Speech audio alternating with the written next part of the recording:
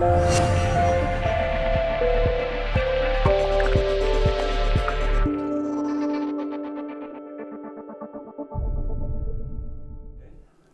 happy to have here Dominik Zynis here at Bitcoin Wednesday. Thank you. You will give an introduction in an hour from now on your platform Wings. And really happy to have you here in Amsterdam. Yeah, thank you very much. I'm happy to be here again. And indeed, Wings is a very interesting concept on a dApp, as you explained to me. So it's good for the audience to understand, let's say, how your dApp works. Because ICOs is a big item, right? I mean, which ICOs are good to invest in and what ICOs are not good to invest in, right? And you have Wings platform, and how does Wings help investors in selecting on the right ICO? Right, so we started Wings with the idea that, and the premise that one day there are going to be many ICOs, and that we as individuals cannot really, go through every one of them. And so how can we enable the crowd and our peers to help us in determining what is a bad project, what's a good project, and what is a potential scam? And so we built a set of smart contracts on Ethereum. It allows the crowd, people in the crowd, anyone can join, to evaluate a project, give it a valuation score, like how much money it's going to raise, actually, and based on their accuracy in that forecast, when that ICO finishes, they get, in some cases, they get a financial reward for being, when they're very accurate, and they also get a forecast rating score.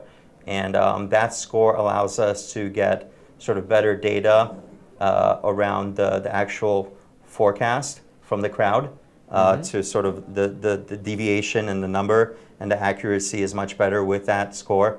And it allows us to basically rate and rank people who are kind of self-professed analysts, and say, okay, well, this person, it's on the Ethereum blockchain, she's rated maybe 100 ICOs, and she has a very high rating, she's in the top 10%, right? And so we can maybe trust her opinion, but if she's only rated 10, and she's sort of in the lower 10%, then maybe we don't want to trust her. So it's also kind of reputation system where the people with the highest reputation have the more weight into prediction for the future. Yeah, so we have different algorithms that we use right now to look at what it would be sort of an accurate prediction of the valuation, and it's still pretty early. We've done about 50 of these so far, so we're still figuring out which algorithm would be the best.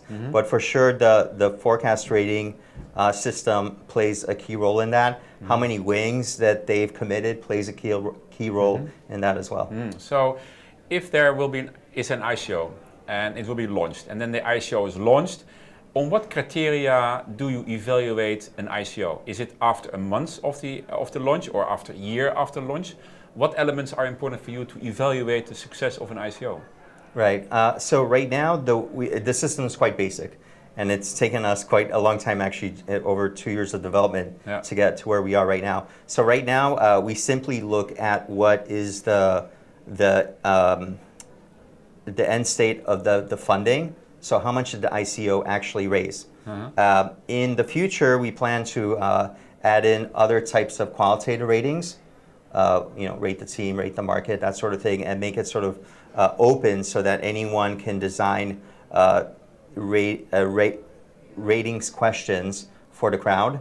And then also we'll start looking at future pricing of the coins as well, so that there's a little bit of a balance, right? Because sometimes something might raise a lot of money, and maybe you and I will be correct in forecasting that, but then 6 months later, it's down 90%, right? And so we want to also get sort of the data of, well, what's it going to perform in 6 months? What's it going to perform in 12 months as well? And what will be the incentive of the people who rate the ICO on your platform? The incentive of the people to investigate the ICO and join your platform? Right. So right now, it actually works very similar to the investment banking model. So in our case, what happens is the projects pay, they offer a small fee, reward fee, to the crowd for for them reviewing their project. And obviously, the more ratings they get, the more accurate the prediction. And so, but it's not like because it runs through the reward algorithm, the people that get rewarded are just the people that are actually very accurate in their prediction. So you and I can't say, well, this thing's going to raise 100 million, and it actually raises 1 million. We won't get anything, basically. Exactly. So that's sort of a sanity check there. And in some cases where there are projects that will not offer a reward, for example, people still get a forecast rating bump. And so when they increase their forecast rating, when they, on a free project, when a project comes and actually offers a payment, then they have a higher chance of getting a higher reward. Exactly. And what is your funding model? So you're paying a reward to the people who join your platform and do the forecasting. You pay them out. So we don't pay them. We're a foundation in Switzerland. Yeah. So we're just doing the development. The smart contracts handle all the payment between what the client would be, let's say the project, and the service providers, or let's say investment bankers, would be all of the forecasters. Okay. Now that's for the ICO valuations. We have different models for, and this hasn't been developed yet, but for, let's say if we wanted to forecast what is going to be the price of Ethereum on December 31st, right? And in that case, what can happen is you use the same smart contracts, but people from the crowd, like let's say you and I were interested in this, we can each put, and let's say this information to me and to you was worth 1 Ether each. So I could put 1 Ether into the smart contract, you can put 1 Ether into the smart contract. That might incentivize, let's say, 20 people to make a forecast. Now let's say a few other people come around and they add in 1 Ether each, and it comes out to being, let's say, 100 Ether. At this level, there's a lot of people that are going to be willing to make forecasts to win a piece of that pot. Okay. You see what I mean? So let's say one model is rating ICOs, and the more accurate you rate ICOs, the bigger the reward, and the higher in the ranking you are as an individual. The other element is, let's say, current cryptocurrencies, a kind of prediction. I mean, what will be the price of a currency? Yeah. Well, I mean, if you look at... So what's the difference between this and Augur, for instance, as a prediction market?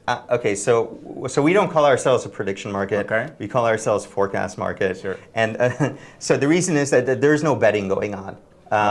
There are, like, the way we view it is that we're sort of like the IT department of a bank.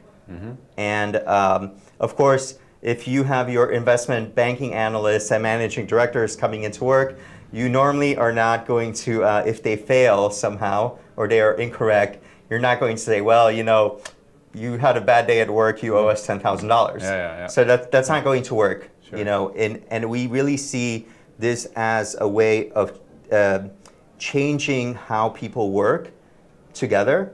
That's what the technology really enables, right? If you strip away the corporate contracts that make up a bank, it's people working together, right? And so now how we have this cool technology that all of these people around the world can work together to come up with a valuation to maybe promote a particular project that they believe in, but they're not tied together through a set of corporations. They're tied together through a set of smart contracts that's rewarding them on a meritocratic basis. Exactly. So this market is really an early stage market, I believe, right? Very in early stage. prediction, the quality of ICOs, etc. What is your trend to finalize this interview? What is your trend looking forward in the next 3 years on this domain? So we're going through a sort of a dry period right now. The ICO market. I was involved in this since Mastercoin back in 2013. So basically, it just goes through cycles, and we're going to go through a down cycle now. It's a healthy thing. We need to sort of clear out some of the garbage, learn from that, and there's going to be new waves that come in over the next few years, and there will be a series of, let's say, pumps as people recognize this technology and jump on board, and the solutions get more sophisticated. Yeah, indeed. There will be highs and lows, For sure. etc. We have Tone Face this evening as well, right? Where he predicts the collapse of the ICO market. Right. Well, nobody has the truth in the pocket, right? So we need to see what will happen in the next few years. Thanks for the interview, Dominik, and we'll see you on stage. All right, take care. Thanks. Ciao.